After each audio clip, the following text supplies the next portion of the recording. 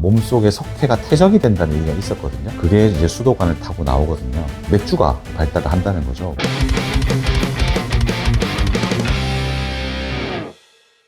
안녕하세요. 습자지식 시청자 여러분, 치과의사 윤원주입니다. 여기는 나트랑에 있는 미아 리조트고요. 오늘 베트남 편 두 번째 편 이야기를 해보려고 합니다. 오늘 할 얘기는 석회수에 관한 얘기입니다. 우리 흔히들 베트남 여행을 오면 수도에서 석회수가 나온다고 얘기를 많이 하잖아요. 그래서 그 얘기를 조금 해보려고 하고요. 베트남은 기본적으로 집안이 석회암으로 이루어진 지형입니다. 그러다 보니 이제 지하수가 흐를 때 그 석회암에 있는 석회가 지하수에 녹게 되겠죠.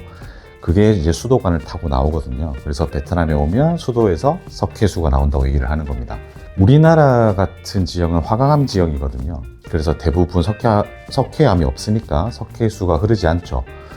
그런데 강원도 일부 지역하고 그다음에 충북, 단양 이런 지역은 석회암 지형입니다. 아마 수학여행 때 가보셨을 건데, 수학여행이 아니더라도 다른 여행을 하시면서 가보셨을 텐데, 이제 석회 동굴이 있잖아요.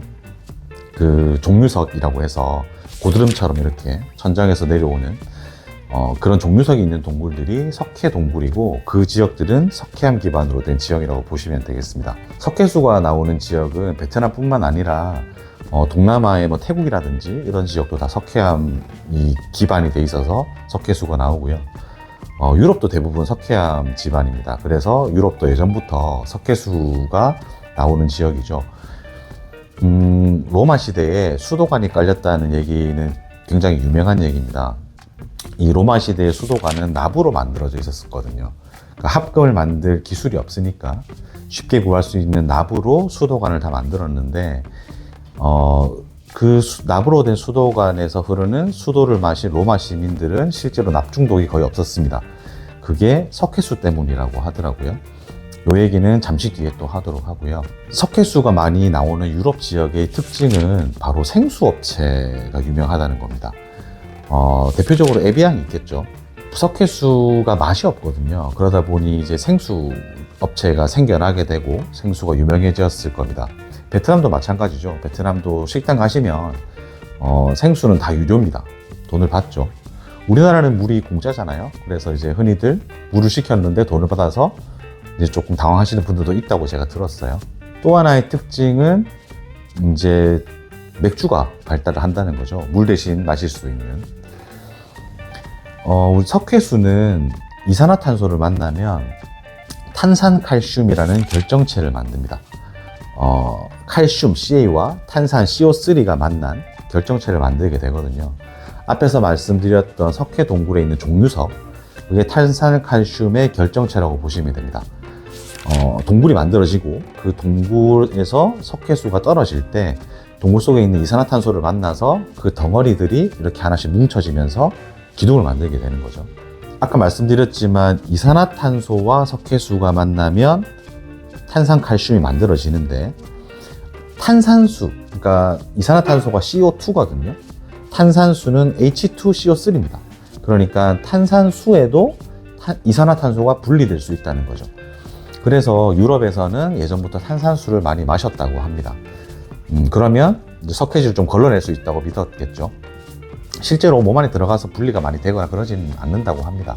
이 탄산칼슘 결정체는 사실 생활용수로 쓰기에 굉장히 불편한 이유가 됩니다.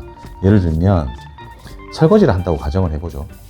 그릇을 씻었는데 그릇에 물기가 남아있으면 공기 중에 있는 이산화탄소를 만나서 탄산칼슘이 그릇에 침착을 하게 되겠죠. 그러면 사실은 그 다음 밥을 먹을 때 좀 안 좋은 조건이 될 겁니다. 빨래도 마찬가지입니다. 빨래를 하고 난 이후에 빨래에 남아있던 수분과 공기 중 이산화탄소가 만나게 되면 탄산칼슘 결정이 생기면서 옷에 그게 남게 되는 거죠. 앞으로 잠시 돌아가서 로마 얘기를 다시 하게 되면 나부로 된 수도관에 흐르던 석회수가 그 안에 있던 이산화탄소를 만나게 되면 탄산칼슘 결정체를 만들게 되고, 그것이 그 수도관의 내면, 나부로 된 수도관의 내면을 코팅을 하게 되는 거죠. 그러니까 실제로 물이 흐르지만 나비 수돗물, 그러니까 지하수까지 잘 흘러 들어가지 않는 상황을 만들어주게 된 겁니다. 그래서 로마 시대에는 납중독이 많이 없었다고 하더라고요. 다시 탄산칼슘 얘기로 돌아와서 생활용수에서 탄산칼슘 결정체가 나오기 때문에 불리하다고 말씀을 드렸었는데, 그렇기 때문에 베트남은 예전부터 주방이 없는 가구가 많았다고 합니다. 그러니까 음식을 잘 해먹지 않는다는 거죠. 여행 와보시면 알겠지만 저녁이 되면 식당마다 사람들이 엄청 많습니다. 그게 주방이 없어서 그렇다는 얘기를 제가 예전에 들은 적이 있어요. 주방이 없는 나라이다 보니 음식을 할 일이 없고, 음식을 할 일이 없으니 당연히 음식을 보관할 일이 없고, 그러면 냉장고가 필요가 없었겠죠. 그래서 냉장고가 대부분의 가정에 냉장고가 없었다고 하더라고요.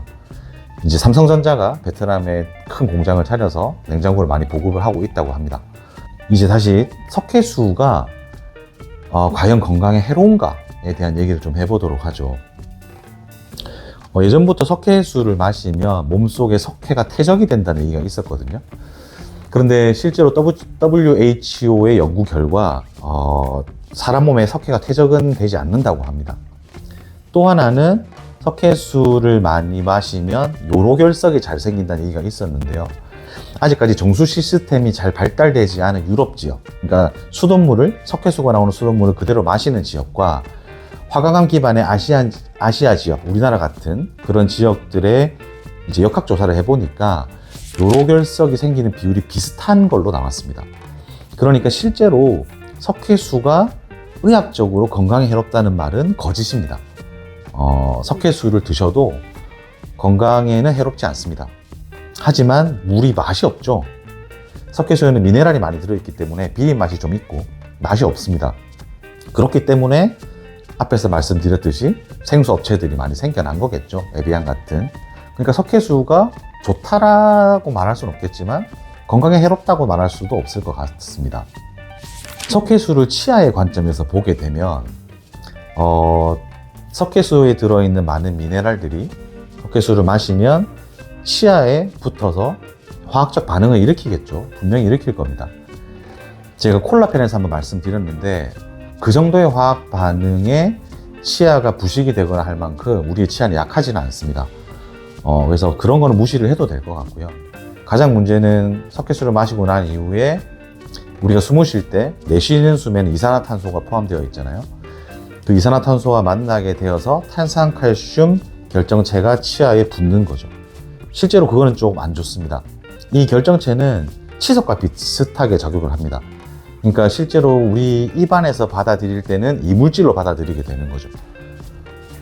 그러면 잇몸에도 되게 좋지 않고요. 그 외에 치주 조직, 그러니까 뭐 치주인대라든지 하는 다른 조직에도 좋지 않은 영향을 미치게 됩니다. 하지만 양치질을 깨끗하게 해서 그 결정체만 다 제거를 해버린다면 큰 문제는 없다고 봐야 되거든요. 그러니까 석회수를 마시더라도 구강 위생 관리가 깨끗하게 된다면 치아에도 그렇게 해롭지 않다라고 보시는 게 맞는 것 같아요. 그럼에도 불구하고 뭐 저도 그렇지만 필터를 가져와서 쓰시는 게 마음은 편하겠죠. 뭐 저도 그렇고 뭐 꼭 그럴 필요는 없겠지만 베트남 여행 오셔서 석회수에 대한 걱정은 굳이 안 하셔도 될 것 같아요. 뭐 건강에도 해롭지 않고 또 이제 요즘은 다 이제 숙박시설, 호텔이나 뭐 리조트나 이런 데서 다 생수를 제공을 해주니까 마음 편하게 생수 드시고 여행하시면 될 것 같고요. 저희가 베트남에서 촬영을 하다 보니 음향도 그렇고 영상도 그렇고 조금 퀄리티가 낮았을 텐데 한국 돌아가면 조금 더 좋은 영상으로 만나 뵙도록 하겠습니다. 베트남 편 두 편 잘 봐주시고요. 내용이 마음에 드셨으면 구독, 좋아요, 알림 설정 꼭 부탁드립니다. 한국 가서 뵙겠습니다.